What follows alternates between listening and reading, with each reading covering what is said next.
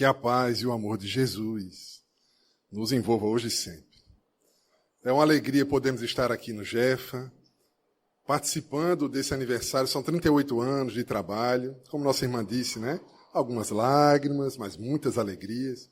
Porque a gente sabe que o trabalho realmente não é fácil, o trabalho é um desafio. E uma casa se manter assim por tanto tempo, oportunizando a quem chega a chance de trabalhar e servir com Jesus, é uma façanha. Em dias tão difíceis em que a gente vive, não é? Onde os convites às facilidades do mundo são muito grandes. Então, eu fico muito feliz de participar. Obrigado mais uma vez pelo convite, de estar aqui. Realmente eu fico bastante lisonjeado e feliz de estar com vocês. Bem, o nosso tema, ele é bem interessante, né? Porque o tema é: qualquer que quiser ser amigo do mundo, constitui-se inimigo de Deus. Vou repetir. Qualquer que quiser ser amigo do mundo, constitui-se inimigo de Deus. Essa passagem é uma passagem de uma epístola, de uma carta de Tiago. E o que será que ele quis dizer com essa frase? Então, a gente vai tentar desenvolver um pouco o tema sem nenhuma pretensão de esgotar o assunto, até porque tem outros amigos que virão, vão abordar o mesmo tema também, e isso é ótimo. Eu acho muito interessante essa forma, porque a gente vê diversos olhares sobre um determinado assunto, porque ninguém consegue esgotar assunto nenhum. É bom a gente ter esses diversos olhares. Bem, primeira coisa, a gente tem que ter cuidado com as interpretações literais, porque elas nos pregam algumas peças. Então, a gente precisa reunir um conjunto de técnicas de interpretação para a gente poder compreender um pouquinho melhor aquilo que está descrito, não apenas nos textos bíblicos do Antigo e do Novo Testamento, como também em outras obras das religiões antigas, especialmente as orientais. Porque o estilo de escrita era muito diferente daquele que nós usamos hoje nos dias atuais no Ocidente. Então, a gente precisa entender um pouquinho como é que eles escreviam, como é que era elaborado os textos, para poder a gente não se perder. Inclusive, a primeira coisa que a gente tem que saber é entender direitinho quem é que está escrevendo. Isso é uma coisa importante, porque cada pessoa tem o seu estilo. Esse texto, ele tem algumas controvérsias. Há quem diga, porque tem vários Tiagos no Novo Testamento, vocês devem saber. Nós temos, por exemplo, pelo menos 3. Tiago, filho de Zebedeu, que era irmão de João. João, evangelista, que depois reencarnou como Francisco de Assis. Mas tínhamos também Tiago, filho de Alfeu, que era conhecido como Tiago Menor, ou Tiago Pequeno, porque um era questão de estatura. Mas tinha também um outro chamado Tiago o Justo. E alguns atribuem essa carta a esse Tiago o Justo. Há muitas controvérsias porque se fala que Tiago, esse Tiago o Justo, era um irmão de Jesus. E aí existem muitas explicações e hipóteses. A questão de que os primos eram considerados como irmãos naquela época, chamar de irmão. Mas também a possibilidade desse Tiago ser filho apenas de José, de uma ligação anterior. E também a possibilidade dele ser filho de José e de Maria. Mas para nós, isso pouco importa. Porque isso faz parte da vida familiar de Jesus. Isso aí não interfere na essência. A gente tem que ter muito cuidado em nossas reflexões acerca do Evangelho, para não se perder nas entrelinhas, não se perder com aquilo que é acessório. Jesus, aliás, já nos advertia contra o fermento dos fariseus, para a gente não perder tempo com aquelas discussões estéreis. Existe hoje uma muito famosa no Brasil, Chico Xavier, a reencarnação de Allan Kardec, aí ficam uns dizendo que sim, outros que não, e fica uma briga danada, não faz... Veja, alguns têm argumentos para dizer que sim, outros têm argumentos para dizer que não, mas, na verdade, isso não é o mais importante, porque o que importa é a vida e a obra dos dois. Isso é o mais importante. Né? E a gente se basear no que eles trouxeram para melhorar nossas vidas também. Mas não impede que a gente converse sobre determinados assuntos. O problema é que a gente se empolga e começa a fazer inimigo porque o outro não pensa igual a gente. Isso aí é muito infantil. Muito infantil. Porque a gente pode ter opiniões diferentes sobre um determinado assunto, mas conviver numa boa. Isso é o papel da pessoa madura. Né? A pessoa infantil fica discutindo qualquer besteira e fazendo inimizade. O texto está falando de inimizade. Vamos entender um pouquinho melhor sobre isso.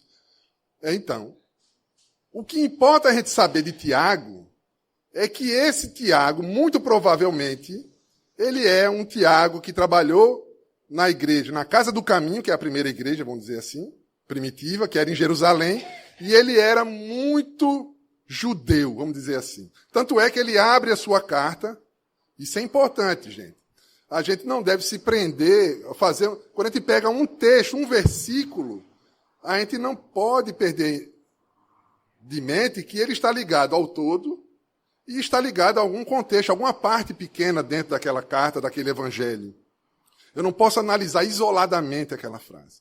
Então, Tiago, ele abre a sua carta fazendo uma saudação às 12 tribos de Israel, o que mostra que esse Tiago é aquele Tiago que era bastante, que tinha até alguns conflitos com Paulo de Tarso, porque Paulo de Tarso queria levar a mensagem do evangelho para os gentios, ou seja, todos os povos do mundo. Mas Tiago queria preservar aquele ensino cristão para os hebreus, para os judeus. É uma característica dele. E ambos tinham, quem leu Paulo e Estevão vai ver que no final das contas, ambos tinham suas razões. Nenhum estava 100% certo, nenhum estava 100% errado. Isso é muito interessante, porque Kardec nos ensina isso. Ele diz, às vezes eu olho para uma casa e digo que ela é verde. E o outro olha e diz que ela é azul. E fica os dois brigando, é azul, é verde, só que os dois não perceberam que um olhou de um lado, de uma esquina, que de um lado era verde. E na outra esquina, no outro quarteirão do outro lado, era azul. Então os dois estavam certos. É questão do ponto de vista de como você enxerga aquele assunto. Pois bem, precisamos levar em conta isso, esse jeito muito judeu. E os judeus, eles tinham um jeito de escrita que precisa a nossa reflexão, porque era uma linguagem cheia de metáforas, cheia de símbolos, uma linguagem dura, muitas vezes. As imagens que eles usavam eram bastante duras. Por exemplo, o céu, o inferno, a chama que queima para sempre, a geena. Eram frases muito duras, eram imagens muito duras que eles usavam, certamente, por conta da sua linguagem e da sua cultura. Então, aqui surgem alguns problemas. E a gente precisa analisar ele com calma nesse versículo. Porque esse mesmo Tiago, que é pouco conhecido de nossa parte, né, no movimento espírita, ele é mais conhecido por um outro versículo dele, que é a fé sem obras é morta. É muito utilizado no movimento espírita. Por quê? Porque está falando de caridade. Não adianta você somente ficar admirando, orando, meditando e não agir no mundo, né, não agir com as pessoas, não fazer o bem. A fé sem obras é morta, segundo Tiago. É um pensamento bem forte dele. Mas então, vamos para essa frase. Aquele que, ou qualquer que quiser, ser amigo do mundo, constitui-se inimigo de Deus. Primeira questão. Olha o que essa frase pode nos levar a pensar. Deus é bom? Eu vou perguntar. É? Deus é bom. Isso aí é indiscutível, né? Acho que ninguém em sã consciência vai dizer que Deus não é bom. Deus é bom. Se Deus é bom, e aquele que for amigo do mundo é inimigo de Deus, né? Não tem essa outra frase aqui? Quem for amigo do mundo é inimigo de Deus. Se Deus é bom e quem é amigo do mundo é seu inimigo, logo, o mundo é o quê? Ruim. Concorda? É o que está no... Veja, a interpretação literal nos leva a esse raciocínio. É um silogismo que se chama, não é? Uma lógica aí, mas só que as premissas não estão corretas, não é? Então vamos lá. O mundo não é ruim. Nós que somos espíritas, nós temos essa compreensão. Então vamos tentar analisar à luz da doutrina. Porque a doutrina espírita, graças a Deus nós somos espíritas, ela traz a chave para o entendimento dos escritos antigos. E na atualidade, com as ciências avançadas, nos dizem alguns estudiosos que o espiritismo toca em todas as áreas de conhecimento humano, e de fato toca, porque agrega dimensão espiritual a qualquer assunto que você vai tratar. Biologia, química, física, sociologia, qualquer assunto que venha se tratar no campo das ciências humanas no sentido de ciência dos seres humanos, né, a ciência terrena, o espiritismo agrega a dimensão espiritual, porque nos faz raciocinar pensando em algo a mais, que vai além apenas do corpo. A sobrevivência, e uma sobrevivência que está fincada num processo evolutivo criado por Deus. E aí entra a reencarnação e tudo mais, né? Esse processo de desenvolvimento do espírito.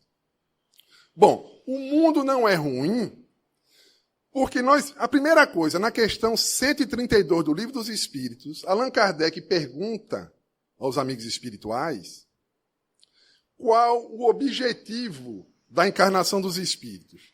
Olha só a resposta, que merece muito nossa reflexão.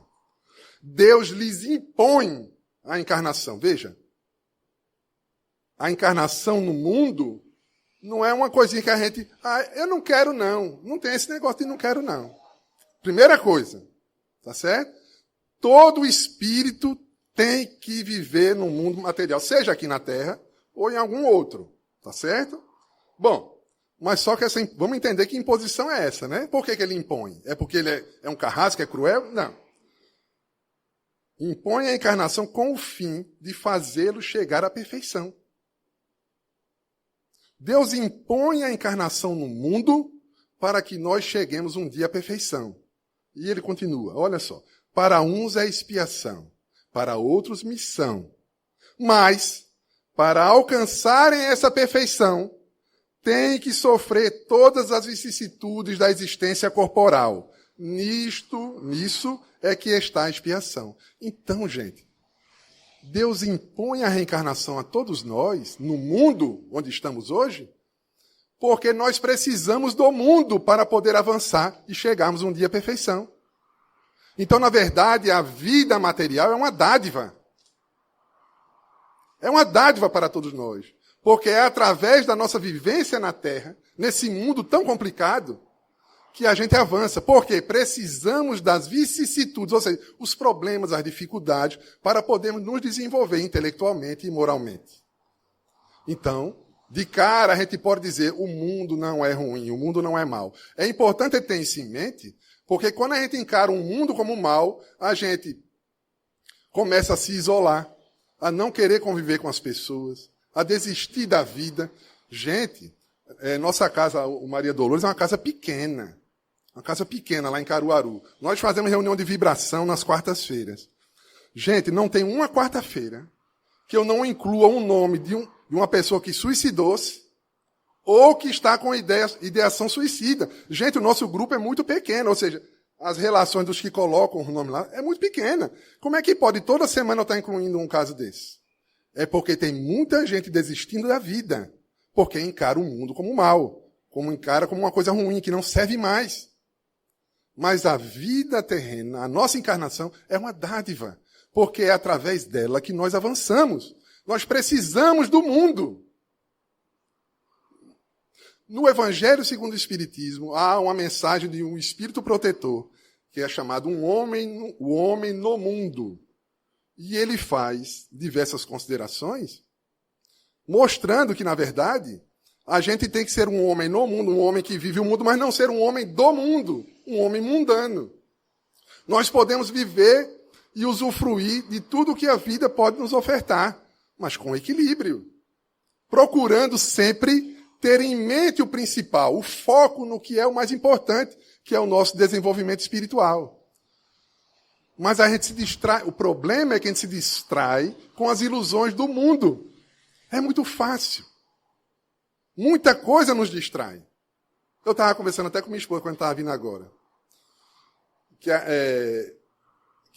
Primeiro que quando a gente tem neto, a gente fica meio abestalhado, né? Avô é tudo meio abestalhado. Mas aí, meus netos, eu tenho um cuidado tão grande que, por exemplo, se alguém... Ele está numa piscina, um neto. Se alguém disser, Alain, fica olhando aí, olhe, pode o mundo cair, que eu não tiro o olho do meu neto. Para nada, porque você sabe que criança, se você passar, basta 30 segundos, ou menos, e pode dar tudo errado. Então, eu não tiro o olho dele de jeito nenhum. Por quê? É minha prioridade. O problema é que nem sempre a gente coloca as questões espirituais como prioridade em nossas vidas. Então, a gente se distrai com uma multidão de problemas e ilusões. As vicissitudes existem, os boletos, por exemplo, existem, para que a gente cresça com eles e não para que a gente fique atormentado com eles. Então, as vicissitudes, porque o grande problema é a gente tem dificuldade para lidar na escassez, quando as coisas nos faltam, quando as coisas dão errado. Mas também temos muita dificuldade de lidar com a abundância, quando as coisas estão dando tudo certo. Porque a gente se revolta, se se distrai com o problema. E o outro a gente se distrai com o usufruto, com o gozo daquelas coisas que estão chegando fáceis. E a essência se perde. Essa é a questão. E nos afastamos de Deus. Deliberadamente. Deliberadamente. Então é preciso ter esse cuidado. Quando Jesus adentra Jericó, uma cidade belíssima ali, pelo menos era a época, né? Não sei como está hoje. E também não lembro, porque eu não lembro se está lá. Eu estou falando que está nos livros, tá, gente? Não estou lembrando de encarnações passadas, não. Mas conta-se que é uma cidade muito agradável. E quando Jesus entra em Jericó, é aquela confusão, porque ele havia curado um cego, que era conhecido na cidade, e todos ficaram enlouquecidos. Por quê? A chance de ter contato com uma pessoa que resolve nossos problemas nos deixa enlouquecidos. Nos deixa enlouquecidos. Porque a gente se preocupa muito com nossos problemas pessoais, nossos problemas materiais. Então, ele adentra na cidade. Zaqueu, nós já conhecemos, era o cobrador de impostos. Ele era odiado na cidade por ser publicano e tenta avistar Jesus, mas quando ele chega perto, tem uma multidão na sua frente. Ele não consegue ver Jesus. Então ele sobe num sicômoro, que é uma figueira, um tipo de figueira, e fica ali.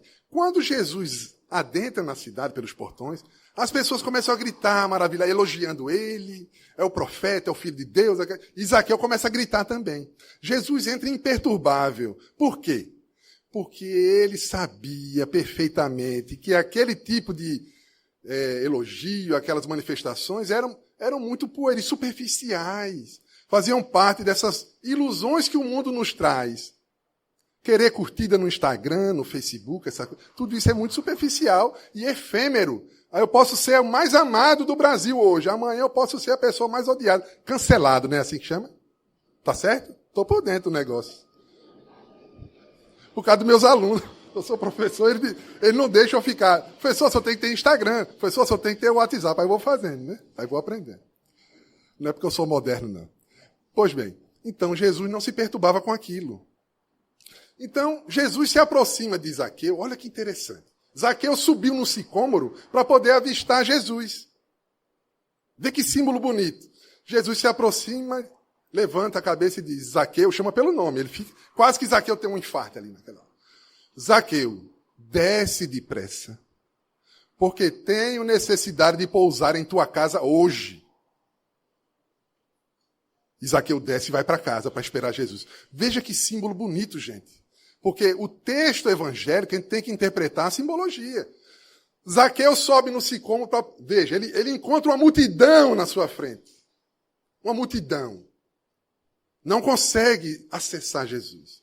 Ele sobe a um sicômoro, uma árvore, para poder avistar Jesus.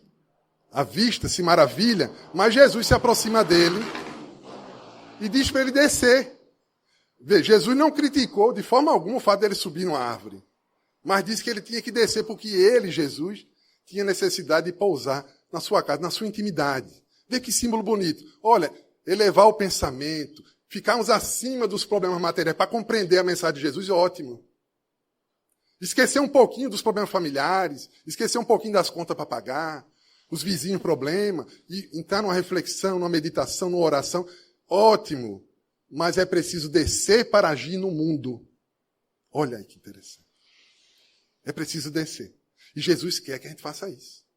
Ele nos convida, ele quer entrar na nossa casa.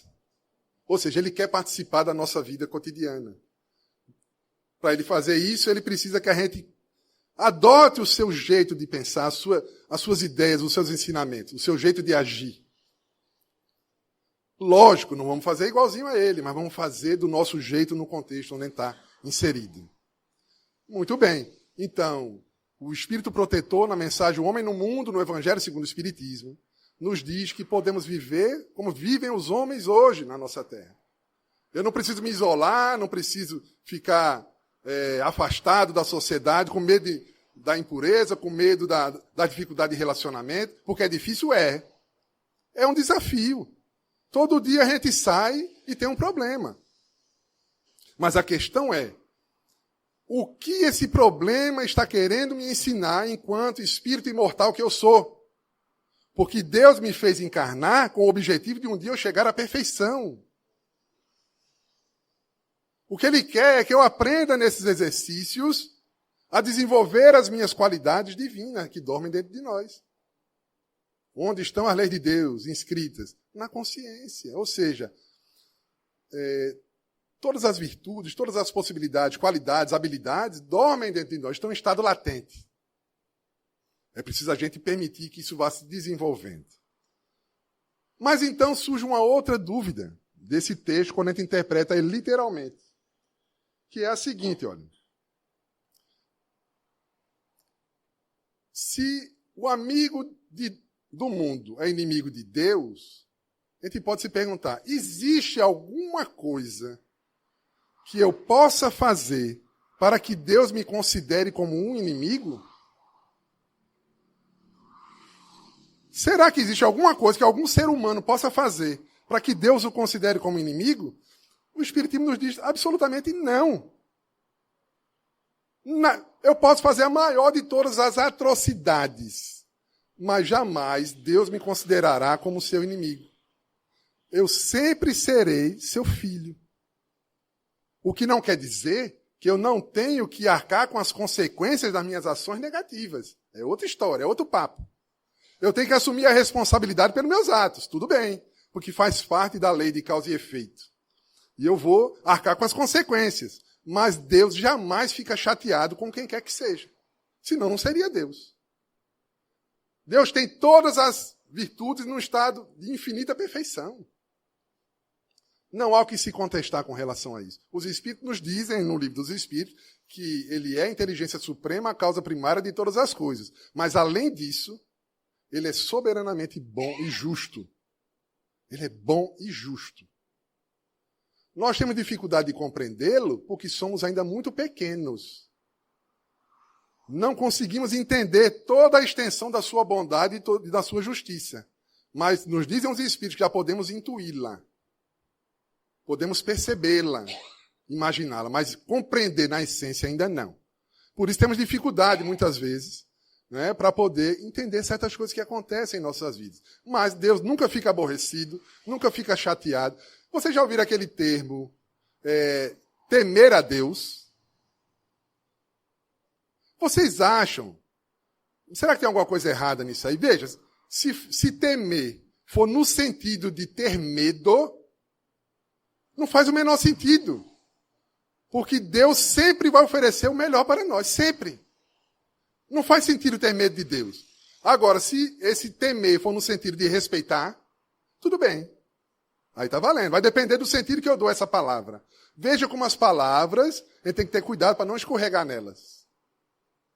Bom, então, imaginando que a gente pudesse ser de fato inimigo de Deus, a gente poderia pensar: se alguém pode ser inimigo de Deus, quem vão ser os inimigos de Deus? Porque quem é que vai se assumir como amigo do mundo e inimigo de Deus? Quem é que vai dizer, não, eu sou inimigo de Deus? E quem é que vai decidir quem é e quem não é inimigo de Deus? Isso é uma pergunta, pode parecer tola, mas não é. Porque a gente vive milênios de guerras, onde um diz que está do lado de Deus e o outro não está. E aí, quando eu defino que o outro é inimigo de Deus e eu sou amigo de Deus, logo ele é meu inimigo também. E eu começo a me desentender e a guerrear com aquela pessoa. Veja o que uma interpretação literal pode nos levar. Será que é isso que Tiago queria nos dizer? No livro dos Espíritos também, encontramos na questão 742, que trata sobre as guerras.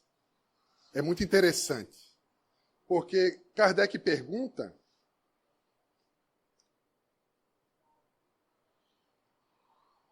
qual a causa que leva o homem à guerra? Qual a causa que leva o homem à guerra? Dizem os Espíritos: predominância da natureza animal sobre a espiritual e a satisfação das paixões. Ou seja, a predominância do que há de mais primitivo dentro de mim, em relação do que há de nobre e belo aguardando para desabrochar, e a satisfação das paixões, ou seja, as possibilidades que o mundo me oferece. E isso é a causa das guerras, de todo tipo. Isso merece nossa reflexão. Porque nós aprendemos também com o Espiritismo, e já falamos aqui há pouco, que Deus quer que a gente progrida. Para progredir, a gente tem que enfrentar as vicissitudes, as dificuldades da vida. Mas, além disso, eu tenho que enfrentar vencendo as minhas animalidades. Vencendo os impulsos inferiores. Aquela vontade de dar um murro em alguém. Aquela vontade de dar um fora em alguém. Aquela vontade de tratar mal. Aquela vontade de dar uma rasteira. Aquela vontade de falar mal de alguém. Eu sei que vocês não têm isso aqui. Mas, às vezes acontece em algum lugar. Se acontece e a gente segura, ótimo. Porque estamos num processo de controle, aprendendo a controlar esses impulsos. E essa figura é a mesma figura que nos é apresentada pela Bíblia no caso de Noé. Porque Noé não bota os bichos todinhos numa arca para aguentar o dilúvio. Que bichos são esses? São as nossas animalidades. Os nossos impulsos inferiores. Qual é a definição do verdadeiro espírita? É aquele que se esforça por domar suas más inclinações e tenta ser hoje melhor do que foi ontem e amanhã melhor do que é hoje. Domar nossas más inclinações é controlar os bichos, gente. Essas coisas, essa erupção que existe dentro de nós, que dá vontade de fazer 1000 coisas inadequadas. Por quê? Porque diante dos problemas e diante das possibilidades de gozo, muitas vezes nós nos perturbamos. Então, eu vi um programa, um videozinho no Instagram, que é da professora Maria Lucelena. Aliás, Lucelena Galvão, desculpa, Lucelena Galvão. E ela contava uma história bem interessante, ela fazia uma reflexão. Se você está na rua dirigindo seu carro, e de repente você está numa fila, e a fila para de andar. E aí você olha para o lado, a outra fila está andando. Já aconteceu isso com você? A outra fila começa a andar e a tua está parada. Aí você... Não é possível. Vou para outra. Aí você vai para outra fila. Aí a tua fila para e é que você estava começando. Já passaram por isso? Todo mundo, né? E aí ela faz um argumento muito interessante. Como é que eu reajo diante de uma situação dessa? Será que eu penso, eu sou uma pessoa tão importante que eu não deveria estar esperando nessa fila? Por acaso eu sou melhor do que os outros? Ou eu também devo esperar como está esperando todo mundo? Eu deveria fazer essa reflexão. Mas às vezes eu me acho tão importante que eu acho que eu não deveria passar por aquilo. E aí a minha reação muitas vezes é de desânimo. Eu sou um azarado mesmo, olha para aí. Nada dá certo para mim. Ou então de revolta, fica nervoso e fazendo movimentos bruscos, às vezes causa até um acidente. Não é assim que acontece? São reações muito estranhas, mas que encontram todas elas a origem no orgulho. Porque é o orgulho que me faz imaginar que eu sou melhor do que os outros. E por ser melhor do que os outros, eu não deveria enfrentar tantos problemas. E também, eu deveria ter mais acesso aos gozos que a vida oferece, porque afinal eu sou mais importante. Isso é um pensamento enviesado que ninguém fala, mas muitos de nós sentem. A gente tem vergonha de falar uma coisa dessa. Tem ou não tem? Tem uns que não tem, não. Uma vez eu já contei isso aqui há muitos anos atrás. Eu estava numa viagem, lembrei agora. Eu estava numa viagem no sertão ali, perto de Triunfo, entre Flores e Afogados da Engazeira. E eu estava uma tarde linda, e aí eu e o colega dirigindo, né? E aí, de repente, um caminhão corta a gente assim, dá uma fechada na gente. E aí o carro balança assim, se segura. Quando eu olho na placa do caminhão, na chapa, estava escrito assim: Deus me fez forte para vencer os fracos. Esse aí é corajoso, esse aí admite, né? Que se acha melhor do que os outros. Mas a maioria de nós esconde isso porque é muito feio. É horrível um pensamento desse. Nós já amadurecemos um pouco mais para pelo menos enxergar o que não é adequado. Antes a gente fazia achando que era certo. Hoje em dia, pelo menos, faz sabendo que está errado. Não está no ideal ainda, né? Um dia começaremos a deixar de fazer. Mas é gradativo. Ninguém deve se cobrar uma santidade que não está capaz de viver ainda. É tudo passo a passo, é gradual. Mas eu tenho que exercitar. E como é que eu exercito? Me desapegando um pouco das coisas materiais. Porque é me controlando, não deixando que a matéria me perturbe, eu vou me tornando uma pessoa com mais possibilidades espirituais. E quando chegar a um tal ponto que a matéria não mais me perturbe, nos diz o Livro dos Espíritos. Escala dos Espíritos, né? Lá na escala, existe a primeira ordem, os espíritos puros. Quem são esses espíritos? São aqueles espíritos cuja matéria não exerce mais nenhuma influência sobre eles. Jesus é um caso desse. Jesus, acho que até dos puros, é mais para frente, que é um Cristo, né? Mas a matéria não exerce mais influência sobre ele. Tanto é que nos dizem também, os espíritos, que um caso de um espírito nessa condição, ele, do ponto de vista da nossa vida aqui, ele é infalível. A matéria não vai fazer ele falir. Tanto é que ele não faliu. Sua missão foi muito difícil, né? Mas foi ali até o fim. Mas o importante é saber que é um processo gradual. A gente não se torna um espírito puro da noite para o dia, nem por um presente de Deus. É uma construção que se faz diariamente. Como é que eu me comporto desde a hora que eu me acordo? Se eu acordei, só tem um pãozinho na mesa, tem um bocado de gente para comer, como é que eu faço? Pequenas coisas.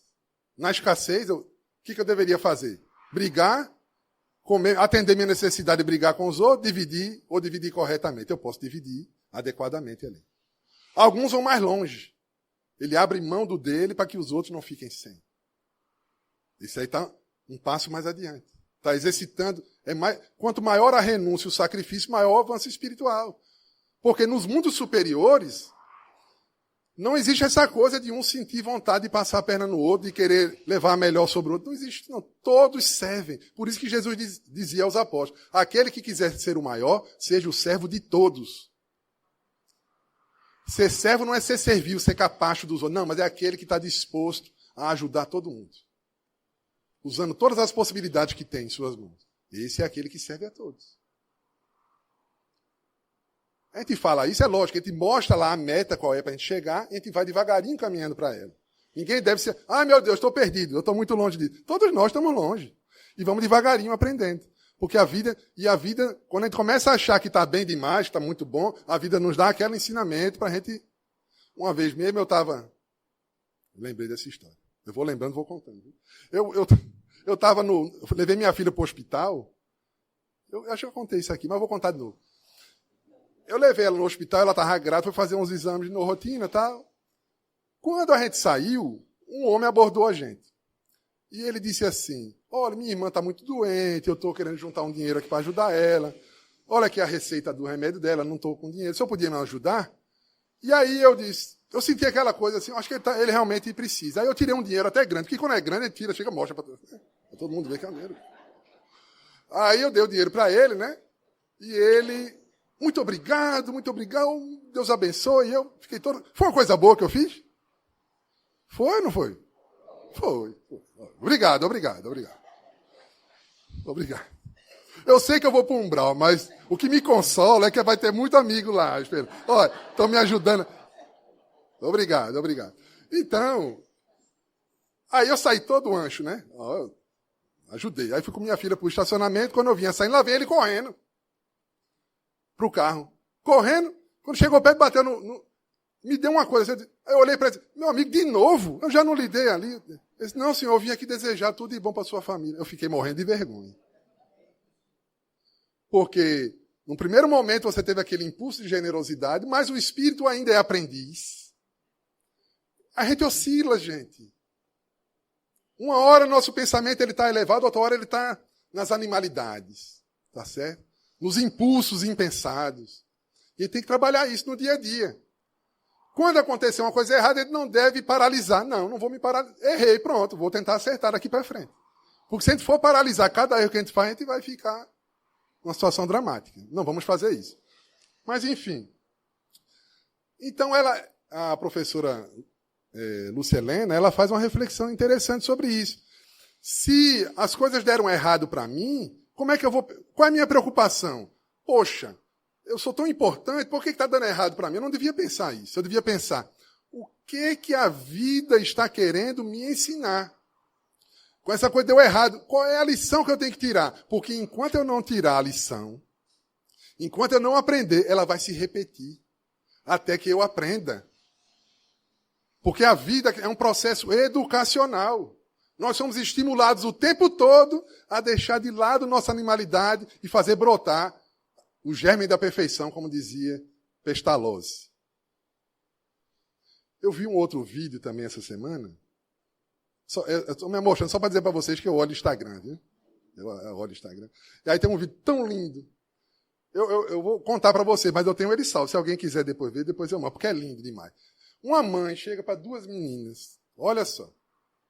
Duas filhas. Deve ter uns 3, 4 anos, as duas. Botou as duas sentadinhas na mesa e botou 2 pratinhos para elas. Vocês viram isso? Ah, teve gente que viu. E tampou com aquele, né, coisa de restaurante, né?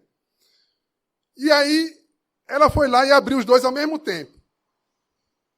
Um dos pratos de uma das meninas tinha 2 bolinhos de chocolate. 2 chocolates. E o da outra não tinha nada.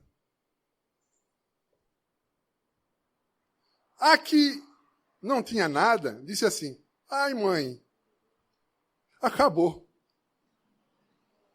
Ela disse só isso. Olhou pro da irmã, viu que tinha, olhou pro da... Acabou. A irmã olhou pro dela, tinha 2. Olhou pro da irmã, não tinha nenhum. Ela disse, chocolate. Pega um chocolate. Aí pegou um dela e botou no prato da irmã. A irmã agradeceu. Coisa linda. E as duas comeram chocolate felizes da vida. Alain, que exemplo besta é esse? Não é não. Porque esse é o estado. Lógico que são crianças. Mas quando atingimos a pureza, nós, num estado de escassez, não vamos invejar nem brigar pelo que o outro tem. E no estado de abastança, a gente vai compartilhar. Sem brigar, sem fazer guerra um com o outro. É a isso que nós somos convidados. Mas a gente tem que exercitar no nosso dia a dia. Precisamos, aos poucos, ir vencendo esses impulsos animais, esses impulsos primitivos que nos fazem guerrear, muitas vezes com o outro, por orgulho, porque eu me acho melhor do que ele. Quando, na verdade, somos todos irmãos, iguais perante Deus, com suas diferenças, né? Porque cada um é único, mas iguais em essência. Temos que ter isso em mente. E colocar isso nas nossas vidas, na nossa intimidade, na nossa casa. Quando eu digo casa, não é a casa de parede, não, é a casa interior. Então, eu vou ler então para vocês agora. Eu conversei bastante, mas não disse ainda. Para concluir, o que Tiago quis dizer, né? Eu vou ler, que isso é uma coisa importante, a gente lê a chamada perícope, né? Que é aquele trecho onde o versículo está... É um capítulo, né? Aliás, às vezes não é nem um capítulo inteiro, mas é um trecho de um capítulo do Evangelho, ou da Bíblia, do Novo Testamento ou do Antigo, que ele tem um conjunto de versículos que tratam mais ou menos do mesmo assunto. E aí, curioso, eu fui ver do que se tratava a perícope, no caso, dessa frase. E olha que interessante, porque se está no capítulo 4, versículos de 1 a 10, da carta de Tiago. E olha o que ele diz. Vamos ver se começa a fazer, pelo que a gente conversou, se faz sentido para vocês. Olha só. Primeiro, o título. A origem das contendas. Ou seja, ele está falando aqui, amigo do mundo, inimigo de Deus, num contexto para explicar a origem das contendas, a origem das brigas, das guerras. É nesse contexto que ele está falando. Olha o que ele diz. De onde procedem guerras e contendas que há entre vós? De onde? Senão dos prazeres que militam na vossa carne. Gente, é a mesma resposta do livro dos Espíritos. Da predominância dos instintos animais sobre os espirituais. É a mesma resposta. Lógico, dito de outra forma. Mas a ideia é a mesma.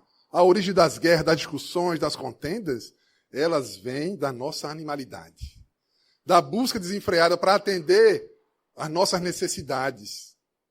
E às vezes nós extrapolamos. E com isso discutimos, brigamos, seja por coisas materiais, ou seja por ideias, por espaço, por predominância. queremos nos destacar mais que o outro nas coisas do mundo. E ele continuou: cobiçais e nada tendes, matais e invejais e nada podeis obter, viveis a lutar e a fazer guerras, nada tendes porque não pedis. Pedis e não recebeis, porque pedis mal, para esbanjardes em vossos prazeres. Nós pedimos coisas materiais. A gente pede para ter dinheiro, a gente não pede para ter paciência e força para trabalhar e conseguir o dinheiro. A gente pede as facilidades, pede os gozos. É disso que ele está falando. É aquele foco só nas coisas do mundo. E mais, né? A gente não reflete muitas vezes o que aquela dificuldade está trazendo para nós. E às vezes esquecemos que nós nunca estamos sozinhos e Deus sempre nos protege. Eu vou contar uma história aqui, uma coisa passada aqui. Nossa irmã falou que a gente trabalhou aqui lá nos Primórdios e trabalhamos mesmo. E houve uma época que a gente passou uma dificuldade financeira, porque todo mundo passa por isso, altos e baixos. Por quê? Porque nós temos que aprender a lidar com as diversas situações, faz parte da vida. As vicissitudes são necessárias para o avanço do espírito. Só que às vezes a gente se perturba e a perturbação nos impede de encontrar a solução para os problemas. E veja como o trabalho é importante. Eu agradeço muito ao Jeff, né? E veja como o trabalho é bom para nós. Não porque ele nos dá dinheiro, mas porque ele nos dá, especialmente, o desenvolvimento das virtudes que nos ajudam a viver. Então, estava eu em casa.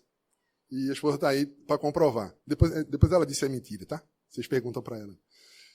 E só tinha água dentro de casa, na geladeira.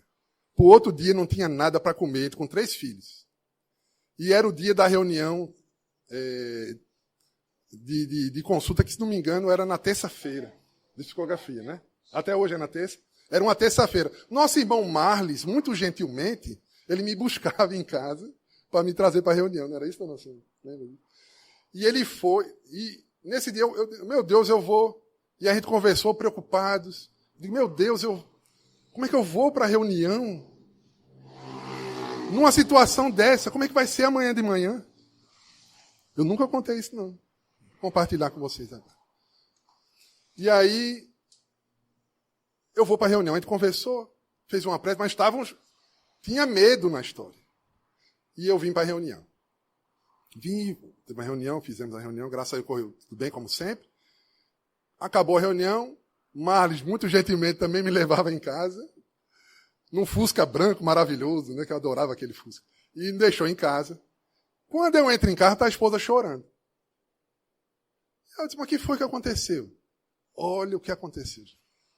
Uma tia dela, que nunca tinha ido lá em casa, nunca.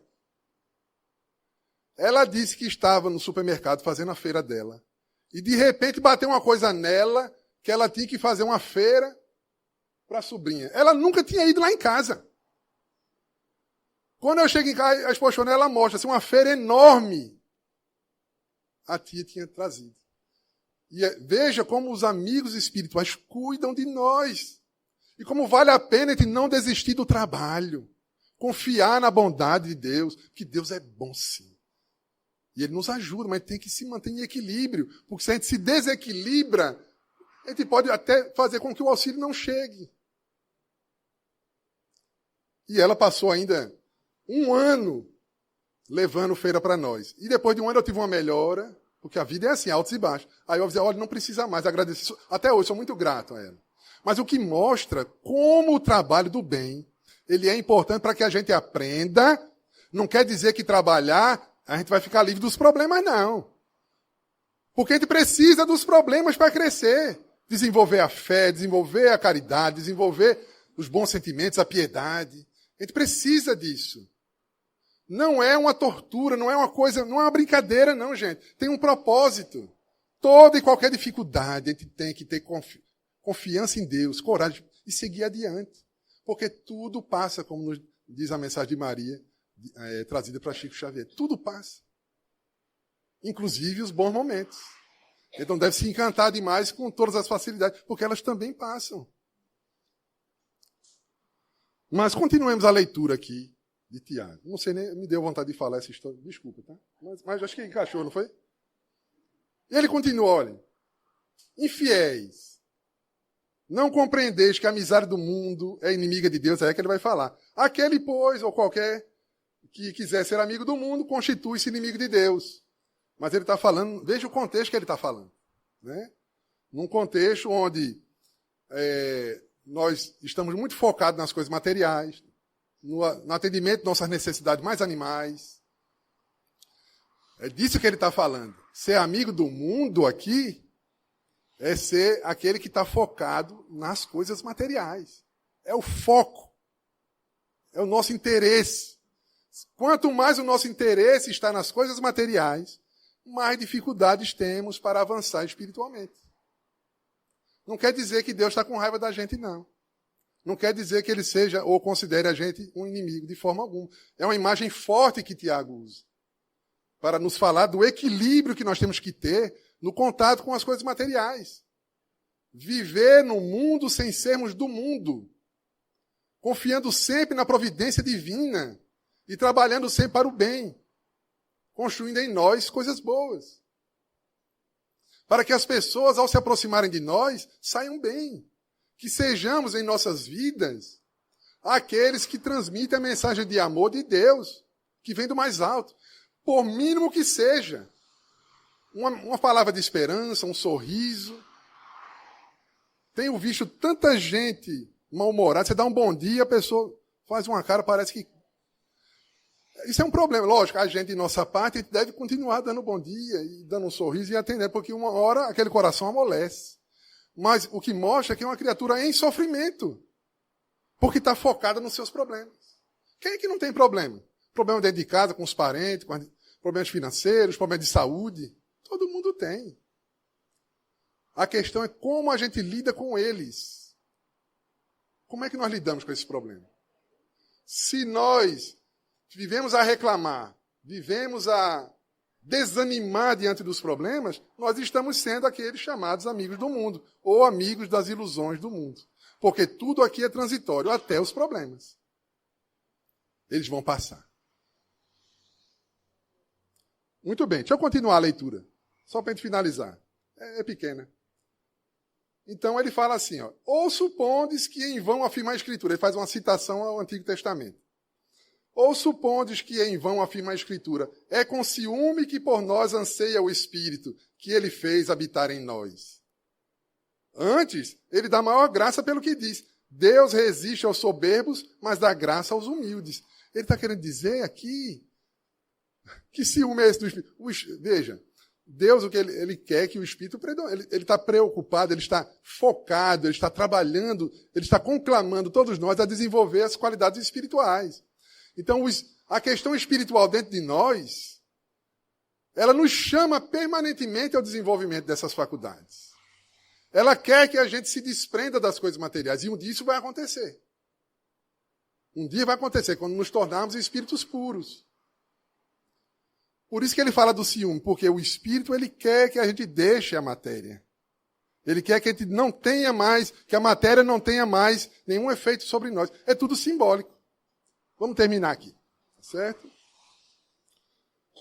Sujeitavos, portanto, a Deus, mas resisti ao diabo e ele fugirá de vós. Ou seja, aceitar a vontade de Deus nos momentos difíceis e nos momentos alegres.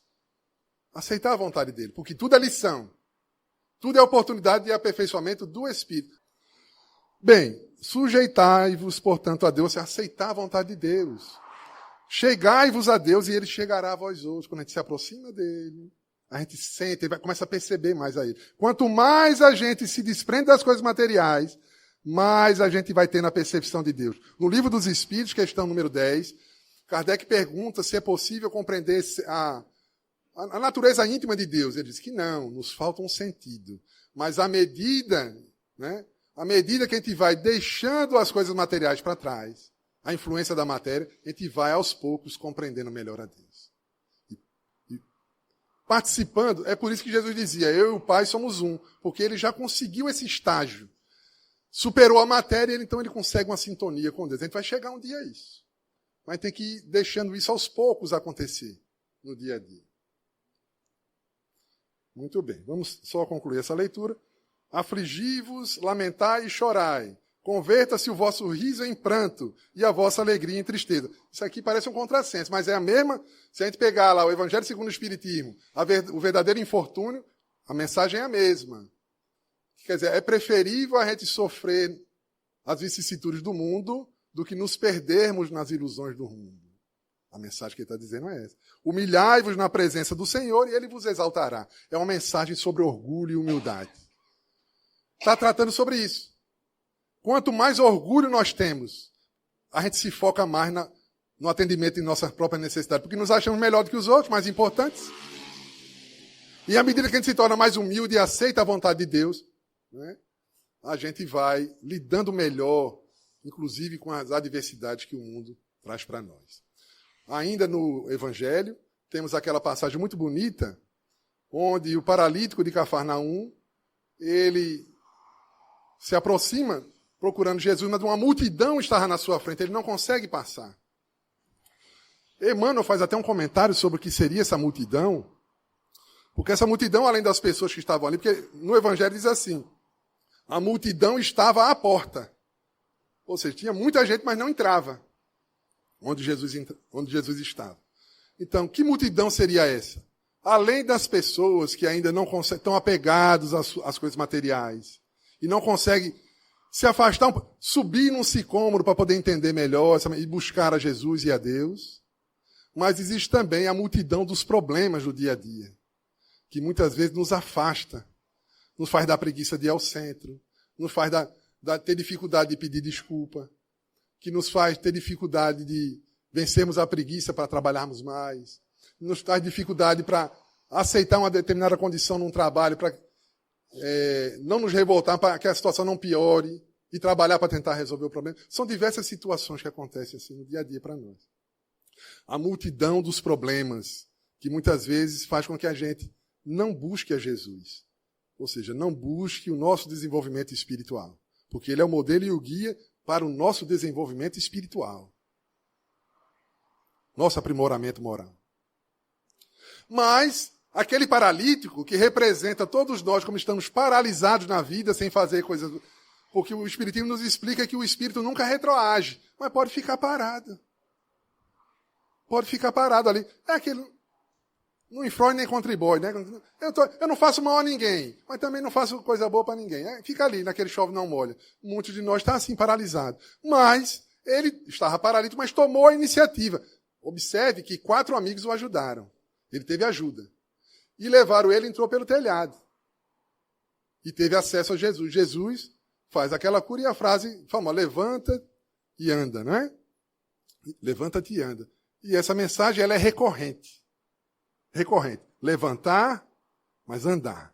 Ou seja, tem que se elevar, mas temos que andar no mundo. Temos que agir no mundo. Mesmo que tem horas que a gente olha assim, meu Deus, a humanidade está perdida. Não, mas a gente vai, porque não está perdida.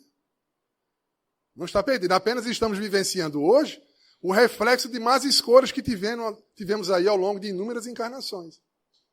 Então, esse paralítico, que se chama Natanael ben Elias, ele tem a sua cura e volta a andar. Mas ele tem dificuldade para andar. Não andar no sentido das pernas, no sentido de se transformar. Nos diz Amélia Rodrigues que ele sai dali e logo vai para um bar beber, curtir com os amigos, não quis saber nada de fazer bem para ninguém. Transformar a sua vida. Não. Ele estava preocupado, ele buscava Jesus com o intuito da cura material. Mas Zaqueu, não. Zaqueu, a história dele é diferente. Porque quando ele desce da árvore, ele vai para a sua casa. Quando Jesus chega, com a multidão o acompanhando, a mesma multidão. Tanto a multidão das pessoas que buscam ele só pensando nas coisas materiais, como a multidão dos problemas, né, de todo mundo. E quando chegam lá, alguém diz, o senhor vai entrar na casa de um publicano? E Zaqueu sente aquilo e diz, Senhor, eis que dou metade de meus bens aos pobres. E a qualquer um que eu haja defraudado, ou seja, prejudicado, eu restituo em 4 vezes. Entra na minha casa. E diz Amélia Rodrigues que ele com os olhos, ele não consegue prosseguir de emoção. E diz também Amélia Rodrigues que Jesus sorriu, um sorriso leve e bom, como um hausto de amor. Vê que coisa maravilhosa, como um hausto de amor. E diz, eis que a salvação entra nessa casa hoje, Porque o Filho do Homem veio para salvar o que estava perdido. Todos nós estamos, de alguma forma, perdidos. Desconectados da nossa própria condição espiritual. Preocupados excessivamente com as coisas do mundo. Não que o mundo seja ruim, mas ele é atrativo. Ele é muito atrativo, mas é atrativo com um propósito de fazer com que a gente seja superior a essa atração. Que a gente use sem se tornar escravo. Que a gente não permita que a matéria nos domine. É esse o convite. Vamos escorregar muitas vezes. Mas a tentativa de fazer, a gente vai melhorando, vai ficando mais forte. Daqui a pouco a gente vai estar bem melhor. Né? É um trabalho árduo, lento, mas a gente não deve postergar para sempre. Né? Para sempre não, porque uma hora, inclusive, porque os Espíritos dizem o seguinte, o progresso, ele se dá de todas as formas. Não tem como impedir que o progresso se faça. A gente pode até atravancar, mas não tem como impedir. Há alguns insatisfeitos que dizem assim, então a gente não tem livre-arbítrio porque Deus nos força a ser feliz de todo jeito. Eu digo, e você queria que ele deixasse a gente ser infeliz, é? Você preferia isso? Não. Ele faz do mesmo jeito que um bom pai, ele faz, cria as condições para que seu filho perceba que aquela condição não é boa para ele, para que ele possa, amadurecendo, ele reconhecer o que é melhor e siga o caminho bom. Ele não é questão de forçar, de querer dominar a nossa vontade, não. É questão de nos proporcionar a chance de encontrarmos coisas boas para nós. É o convite do banquete. Jesus falava isso o tempo todo. Há um banquete aguardando por todos nós, mas a gente não quer ir. Não quero. Não sei se tem mesmo. Será que tem esse banquete? Será que tem Deus mesmo? Será que tem isso, tem aquilo? Será que tem vida após a morte? Tantos questionamentos. E às vezes a vida passa e a gente perde a oportunidade. Pois bem, meus queridos. Foram algumas reflexões que a gente trouxe para compartilhar com vocês. Que Deus nos abençoe a todos, muita paz e obrigado mais uma vez pelo convite, viu? Tudo de bom.